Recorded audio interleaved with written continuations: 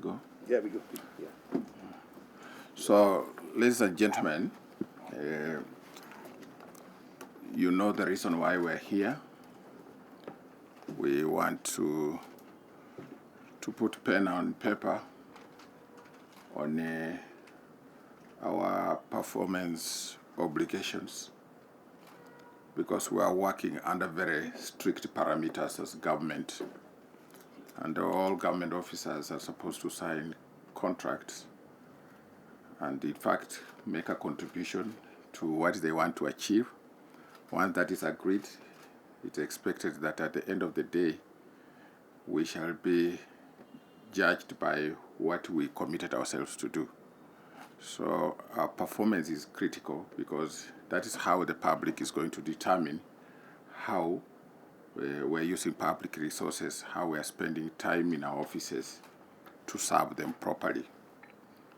So I want to congratulate all the HoDs who have signed the contract today and wish them well. As very distinguished officers in our ministry, I am sure that you understand the responsibilities that this signature carries. This enormous responsibility. The public expects a lot. We in the ministry also expect a lot from you as individual HoDs. And we're doing this for our country, not for anybody, because we need to improve on service delivery. Our people have a responsibility to check us, but we also have a responsibility to serve them, because we are privileged to be this office. As HoDs, you know, everything begins with you. If you come in late every day, this contract you are signing will not register any good results. If you are a type who arrives in the office late, maybe 10, and then you leave at 4, as HoDs, you should not be officers of 8 to 5 or 10 to 4. You should be the first ones to come to office and the last ones to leave. And when you see that every day consistently, the HoDs are the first ones to leave. You get into the office at 3 and the HoD is not there. You arrive at the office early in the morning, there is no explanation, but they have not arrived. You know that the performance indicators that we have committed ourselves to will not be achieved. So please exercise a lot of responsibility, because it's only by doing that the officers who work under you can also copy the ethics of work. So you are the torch bearers in your respective departments. Ensure that you do your work plans properly.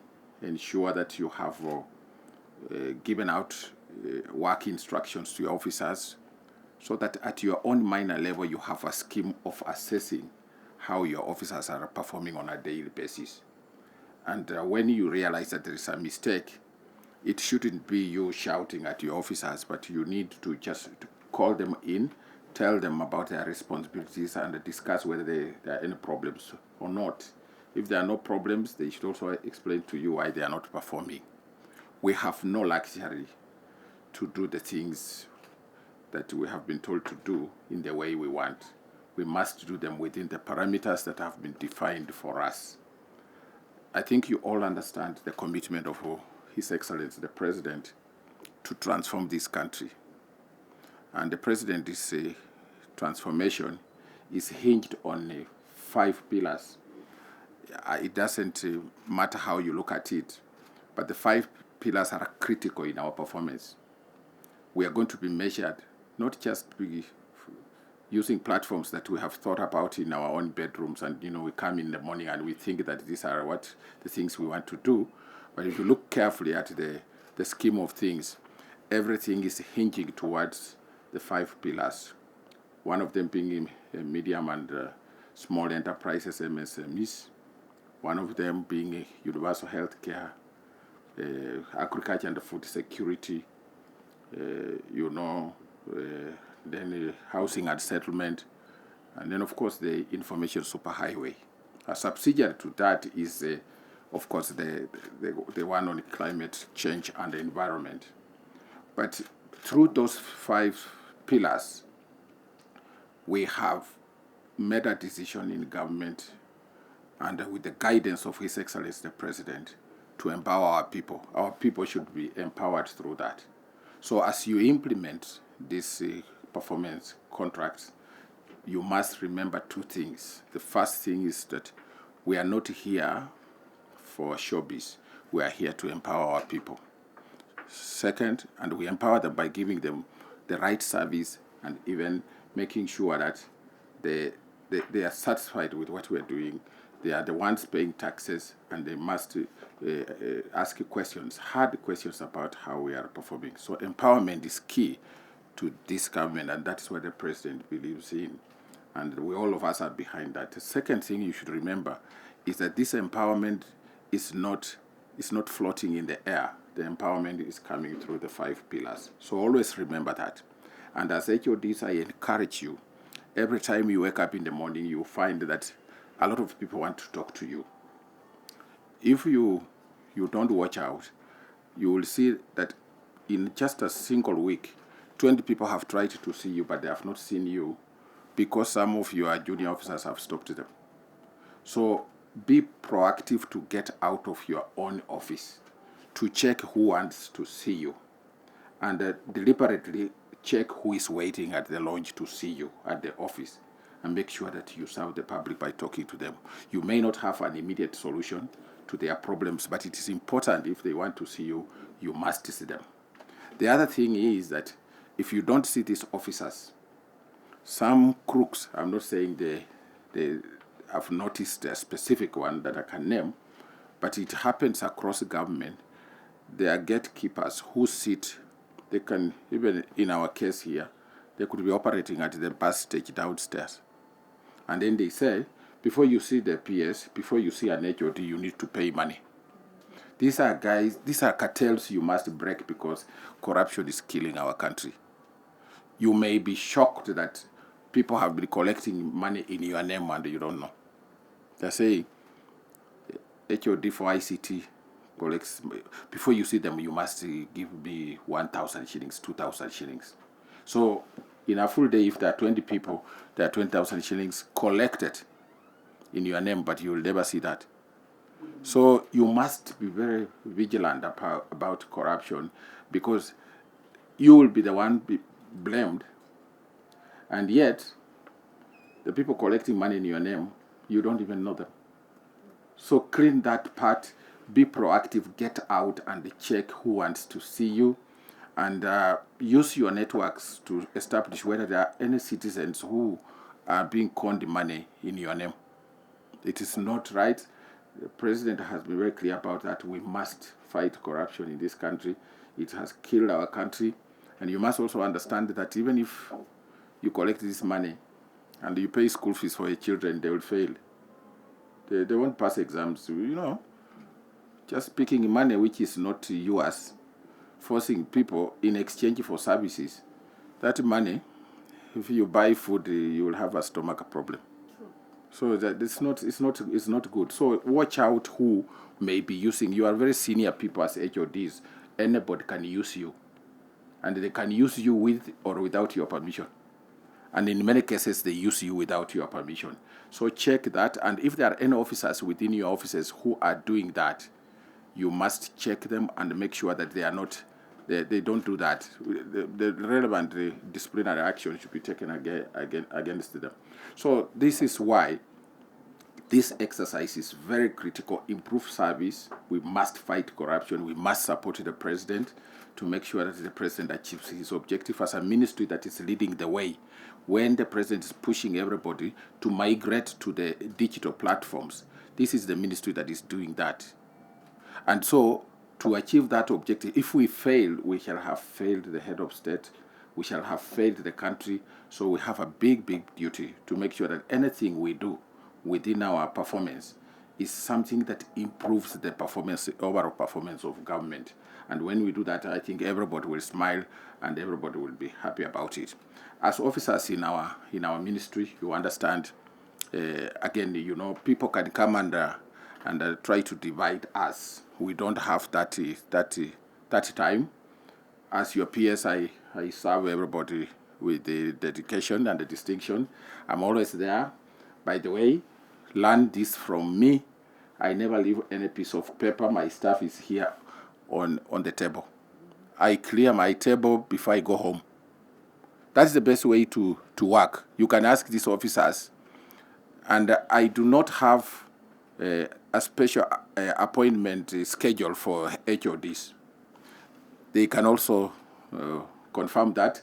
Anytime they want to see me, even if I have a visitor, I will see them. So also adopt that at the lower level.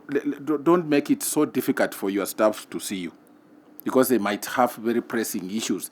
Even if there is a visitor, step on the visitor a little bit for a few minutes to attend to your staff, because they need to go back and serve. Maybe they want an answer, and then they want to pass over that answer to a member of the public. But generally, again, you avoid too many unnecessary talk about issues. If you look at what we have done in the ministry the last few years, we have been here. A lot of you have been promoted now. Isn't that correct? Yes, I have deliberately said, our State Department was clogged with people at the top who don't want others to rise. And you know that? Yes. So I said, if you look at the public service provisions, we need to have positions that are recognized. Yes. And then we need our people to grow. If you do a tour of duty in a station and you leave without even promoting anybody, you are useless. So I think you have seen, and we need to promote more people. We are reorganizing ourselves in a way that once this new scheme is implemented, we can, even if they don't give us enough money, we have some money through payroll saving to ensure that we employ the secretaries, and below that we make people directors. What I've already requested the Treasury is that if they don't want us to do interviews, I'll just get all these officers to fit in the different directorates and move them there. I mean, where are we looking for people that we are not looking for any new officers, isn't it? So we can still get the secretaries, and then we look around yourselves. Who will be in charge of the poster and the courier? Who will be in charge of information? Yes. And then we put the directors. You already qualify. I have moved most of you to some levels where now nobody can question your capacity. So that is very, very critical. So please support the ministry. We have our officers also who are working in other state departments. You have heard that communication has been an issue.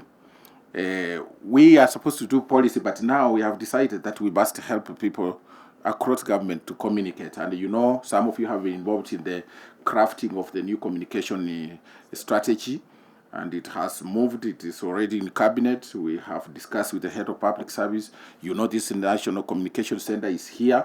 I want all our communication officers to support that center, and we expand it. We are looking for funding to make sure that performance in that area improves in government.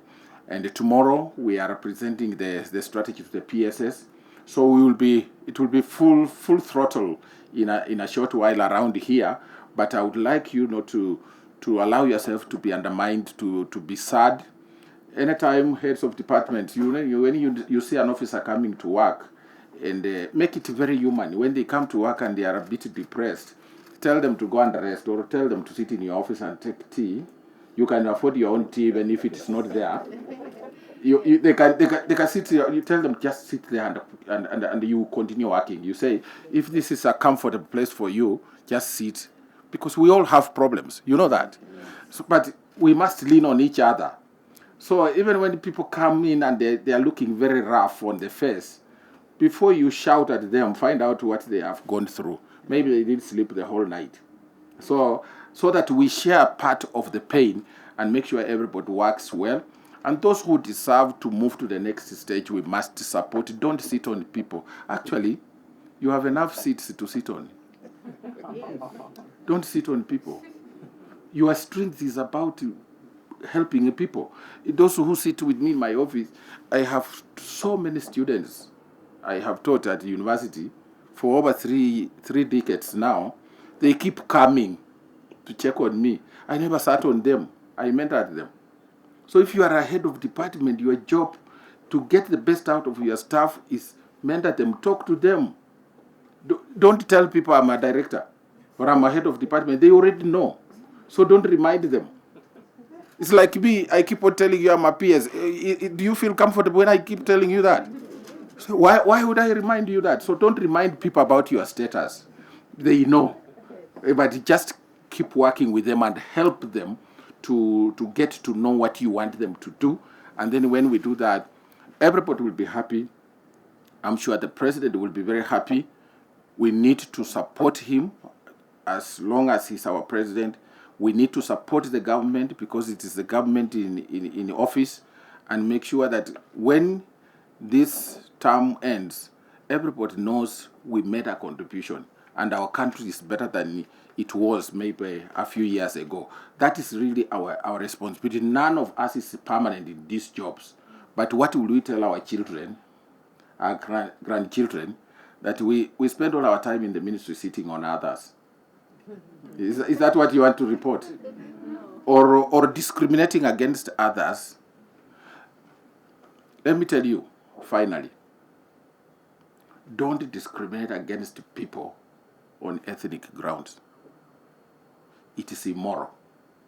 Don't. Even if you are thinking about it, don't. It's a very dangerous game. Don't try. Everybody deserves service.